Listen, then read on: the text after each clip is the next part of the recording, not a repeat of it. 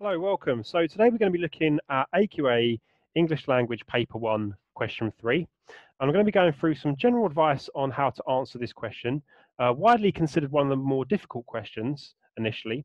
But once you get the hang of it and you've got certain ideas around how to structure your response and what you should be talking about, it's actually a lot simpler than I think people understand and realize. So as an AQA examiner, I've been marking these papers for a few years now. And interestingly, paper 1, question 3, uh, actually is probably one of the more consistently answered questions on the paper, contrary to popular belief or opinion. Um, and generally, once you get the gist of how to structure your response, you can be very consistent also in how you answer this question. So for the benefit of today, we're going to be looking at a mini mock. I found these on TES just by searching for AQA English Language mini mocks. They were free to download at the time. Unfortunately, I don't have the author's name to hand. I'd love to credit her, so if I do manage to find that, I'll just put that in the comments. But fantastic resource. Anyway, without further ado, we're going to start by looking at the question itself. So if we scroll down, we've got, using the whole source, how does the writer structure the text that interests you as a reader? Now, in your normal exam, there will be some bullet points just to accompany this particular question as well, 3 bullet points. And those bullet points are there to guide you. So just ensure that you follow those 3 bullet points, because they really, the interesting thing with this paper is people do often forget to acknowledge those bullet points. If you follow them and talk about what they're asking you to talk about, you cannot go wrong. So how does the writer structure the text that interests you as a reader? Things we can generally talk about for this question. This is where you need to listen really, really carefully. So before we read the extract and before we begin to annotate, underline, etc., these are the things we are looking for when answering the question. We are looking for any changes from a large focus to a smaller focus, or commonly referred to as zooming in or zooming out. So are we zoomed in on a particular scene or idea, or are we given a grander picture of the overall scene or setting? We are looking for any shifts in time, and then why are those shifts in time occurring? What is the effect and impact on that? We're looking for any shifts in topic. We are looking for shifts in person or characters, any shifts in place. We are looking for potentially any changes in the timeline. So are there any flash forwards or flashbacks? That tends to be a bit rarer from my experience of this question. We are looking for any foreshadowing. Now that conversely appears to be quite common. There typically is some elements of foreshadowing, things that happen later in the extract. If you don't know what I mean by foreshadowing, we are dropped sort of subtle hints and impending danger that's going to occur or happen. We're looking for any shifts in narrative position, so any sort of shifts in perspective of the narrator or the author or the characters.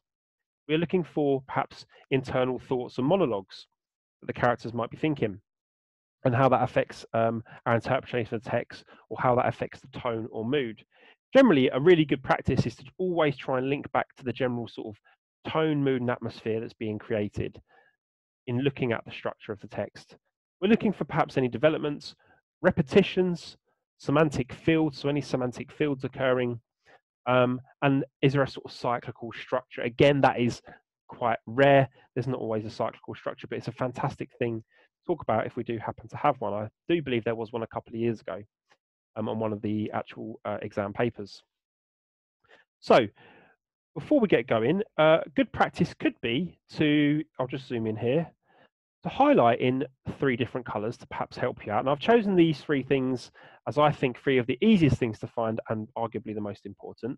But we're going to look for specifically any changes in focus, and that can cover topic, character, place, time, etc. This one's really important, okay, especially if we're going for those higher marks. Any shifts in tone or mood. So we're going to highlight in yellow any shifts in tone or mood. And lastly, any shift in pace or perspective.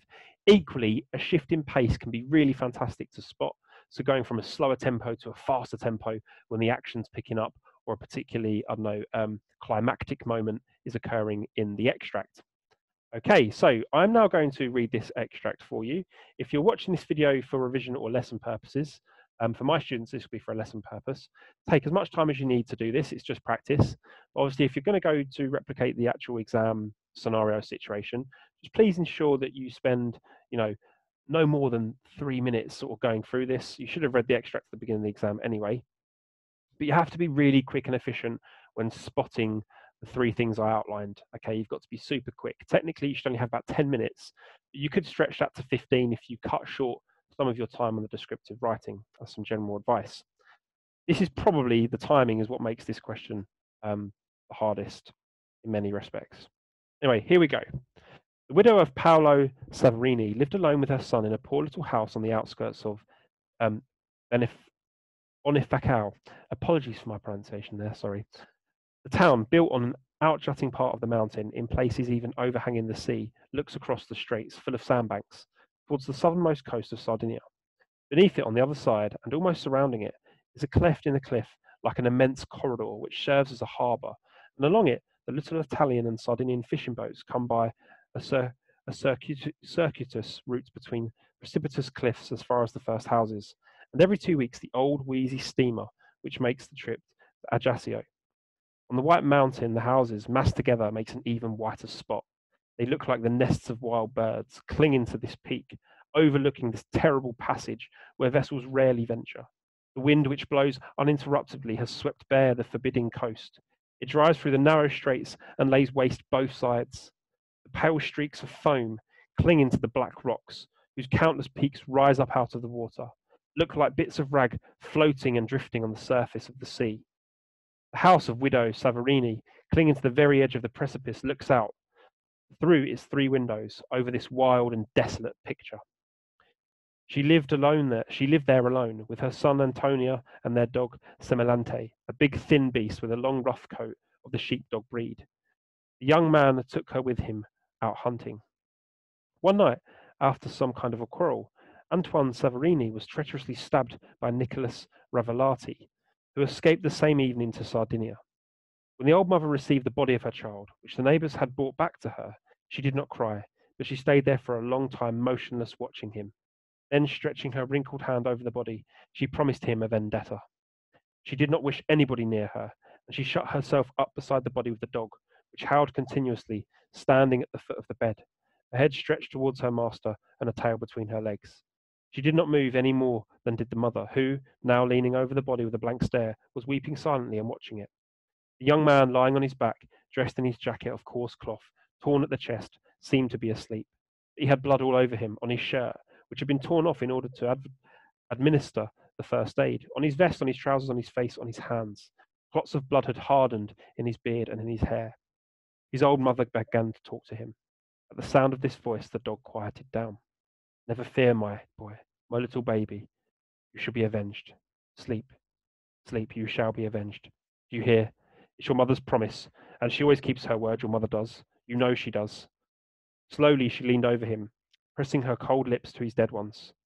Then Semilante began to howl again, with a long, monotonous, penetrating, horrible howl. The 2 of them, the woman and the dog, remained there until morning. Antoine Severini was buried the next day, and soon his name ceased to be mentioned in Bonifacio. He had neither brothers nor cousins. No man was there to carry on the vendetta. His mother, the old woman, alone pondered over it.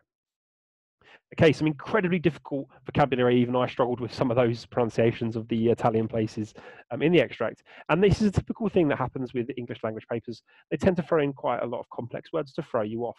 But that will not stop us from analysing the structure and overall effect on the reader.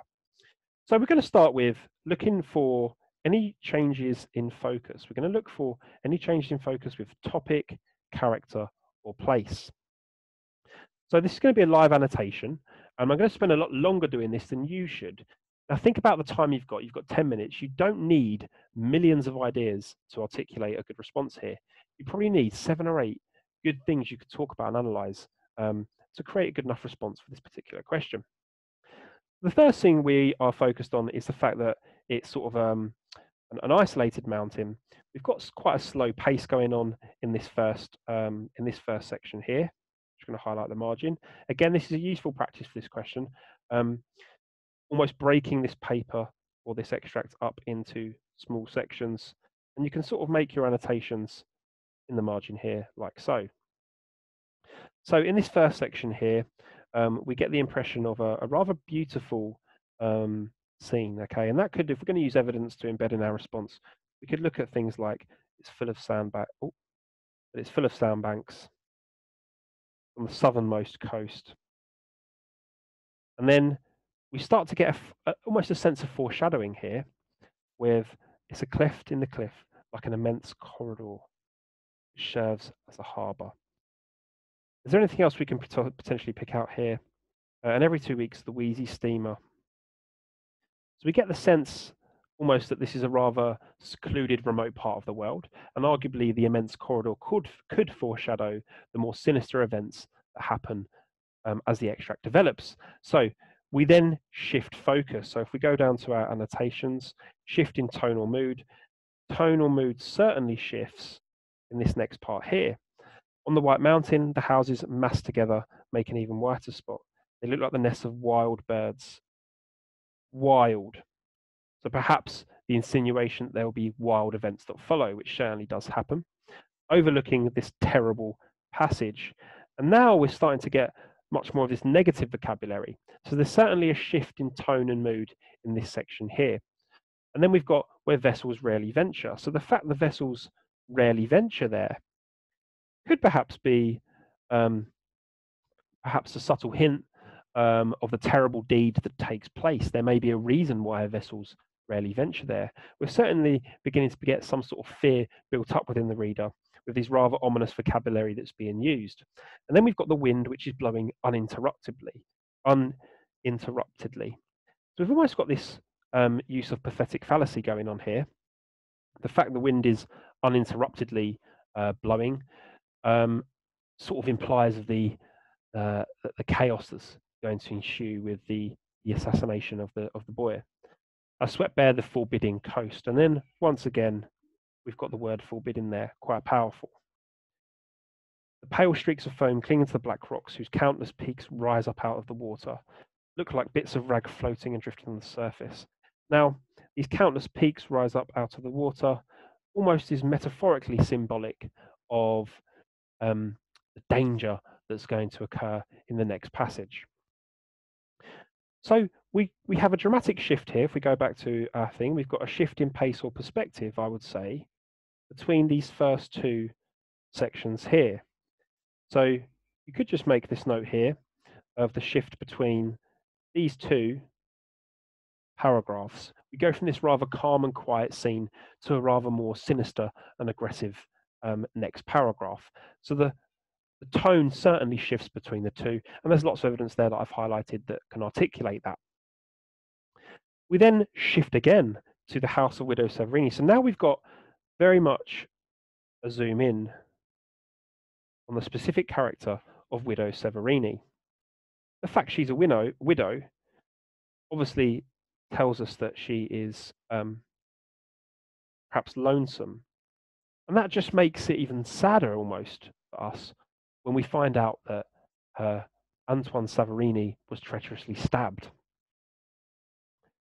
We then get also given the specific of the fact she's got the dog, Semolante. The fact that we're given the name just further helps us create a sort of human connection with this lady. So it forces us to sympathize with her in a way. We've got the widow and the fact the dog is named specifically.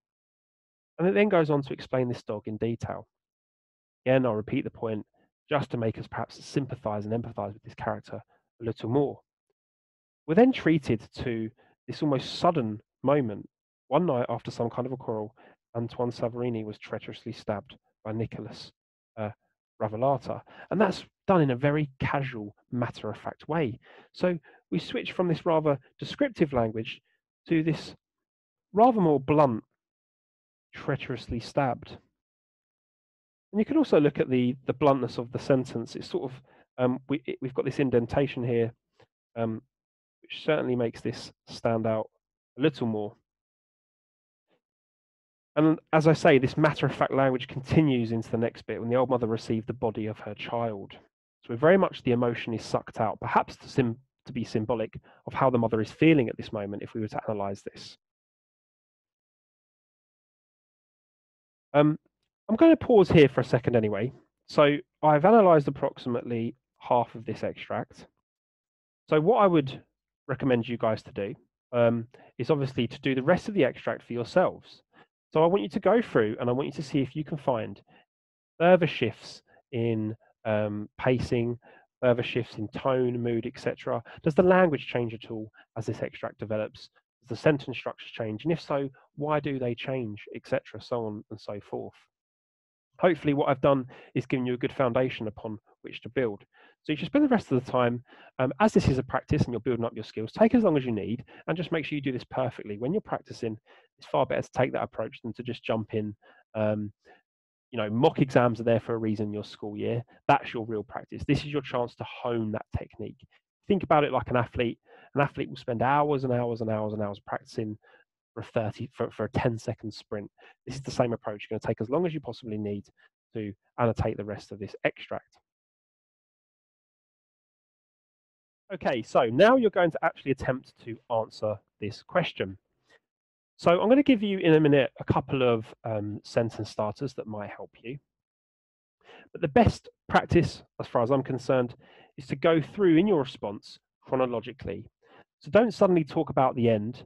Try and go through piece by piece, you're almost summarizing this with the added analysis. So you're talking us through what is happening, but importantly, why it is happening, why the writer is doing the things they're doing, why they're changing the focus, how they're achieving that. So it's almost a mixture of summary and analysis, this question. Okay, so before we get into answer and response, we're just going to have a quick look at the mark scheme. So you should always aim for the maximum marks possible, because if you do, then you've got a really good chance of getting at least into the level 3 section, which is going to get you your pass at the very, very minimum. So let's have a look at the perceptive and detailed. So showing detailed and perceptive understanding of structural features.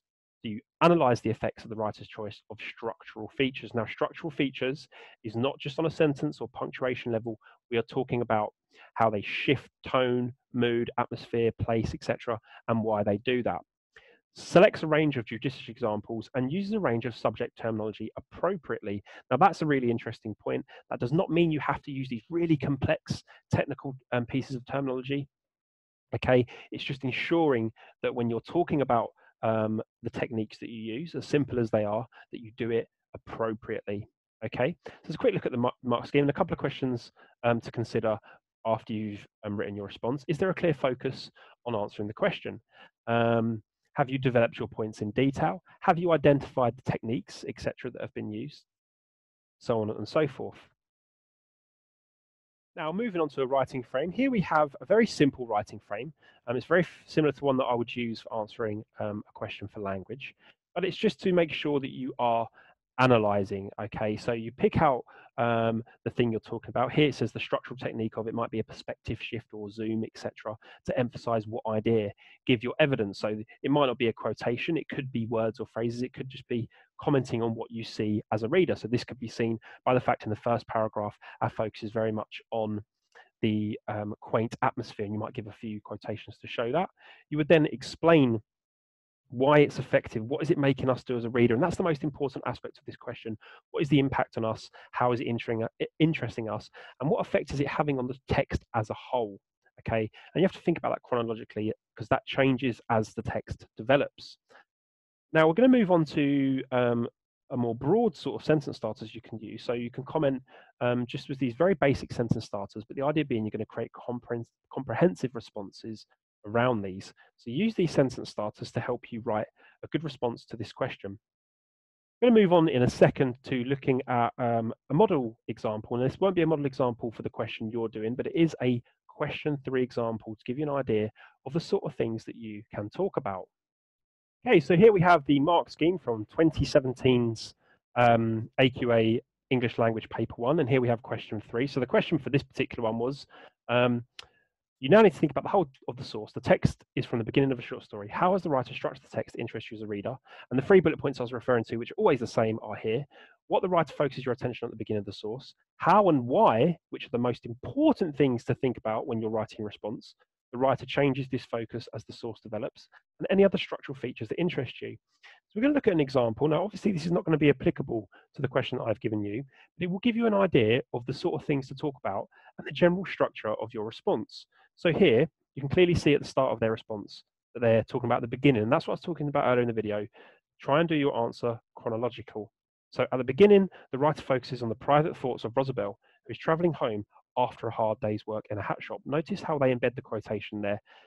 that is a really good way of shortening your response to fit as much in as possible before you get into the more important part, which is the analysis, which is here. Her social situation is immediately established as we learn she would have sacrificed her soul for a good dinner.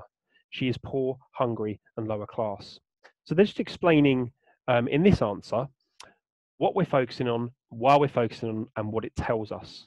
Okay, so what, why, how. Time is then used as a structural feature as Roswell experiences a flashback to all that had happened during the day, and the focus narrows as she reflects specifically on serving a girl with beautiful red hair. So there we've got a technique highlighted, why it's done, and what happens next. The rest of the text involves the reader in the directness of their exchange through dialogue, and we witness Rosabelle's public persona of a subservient shop girl in real time. Rosabelle's external actions in this section, together with her earlier, more private internal thoughts, now provide the reader with a fully rounded character. So it's explaining how the writer has used structure to compare how Rosabelle is at the start to how she's presented later, and it gives us an overall image of her as a person. So that's just a general overview of a model example from the mark scheme that they give us for question 3. So when you're writing your response, please ensure that you are, I don't know, perhaps referring back to this as a model example. You can Google search other examples on the internet. There are plenty out there to write your response. You should spend 10 minutes, but if you want to spend longer to really hone and write the perfect paragraph, please do so. Remember, this is practice, it is not a mock exam. Do the best response you can possibly do to see what you're capable of and ensure that you're doing all the things you're supposed to do with this response. Anyway, I hope you found this video useful in how to do an annotation of question 3, a couple of tips on using different colors for different things, and then also looking at some sentence starters, so on and so forth. Please like if you found it useful, and just let me know in the comment section if there's anything that I missed or you'd like to know further about this particular question, and I'll be happy to get back to you.